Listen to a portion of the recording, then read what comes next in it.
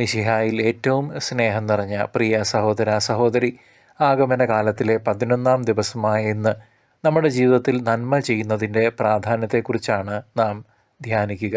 ഈ കാലം വെറും കാത്തിരിപ്പിൻ്റെ കാലം മാത്രമല്ല, മറിച്ച് സജീവമായ ഒരുക്കത്തിൻ്റെ ഒരു സമയമാണ്. നന്മ പ്രവർത്തിച്ചുകൊണ്ട് നമ്മുടെ കർത്താവായ യേശുക്രിസ്തുവിൻ്റെ രണ്ടാമത്തെ വരവിനായി നാം നമ്മെ തന്നെ ഒരുക്കണം. പാപത്തിൻ്റെ അന്ധകാരത്തിൽ നിന്നും അകന്ന് ദൈവത്തിൻ്റെ പ്രകാശത്തിലേക്ക് വരുവാൻ നാം ഓരോരുത്തരും വിളിക്കപ്പെട്ടിരിക്കുന്നു. ഇന്ന് നമ്മുടെ സമൂഹത്തിൽ വർദ്ധിച്ചു വരുന്ന സ്വാർത്ഥതയ്ക്കും വിദ്വേഷത്തിനും മറുപടിയായി സ്നേഹത്തിൻ്റെയും കരുണയുടെയും പ്രവൃത്തികൾ ചെയ്യാൻ ക്രിസ്ത്യാനികളായ നമുക്ക് ഓരോരുത്തർക്കും കടമയുണ്ട്. വിശുദ്ധ ഗ്രന്ഥം നമ്മെ പഠിപ്പിക്കുന്നു, നന്മ ചെയ്യാൻ മടുക്കരുത്. 2 തെസ്സലോനിക്ക 3:13.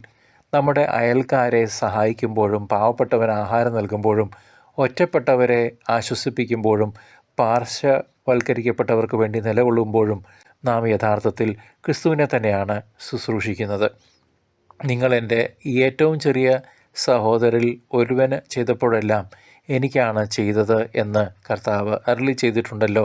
മത്തായിയുടെ സുവിശേഷം 25-ാം അധ്യായം 40-ാം തിരുവചനത്തിൽ.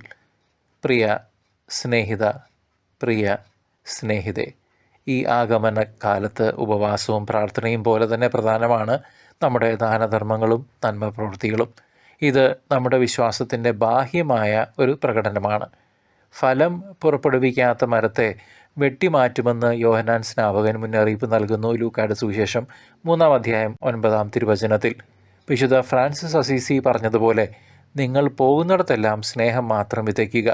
നമ്മുടെ ഓരോ ചെറിയ നന്മ പ്രവൃത്തിയും ലോകത്തിൽ ദൈവരാജ്യം സ്ഥാപിക്കാനുള്ള നമ്മുടെ എളിയ സംഭാവനകളാണ്.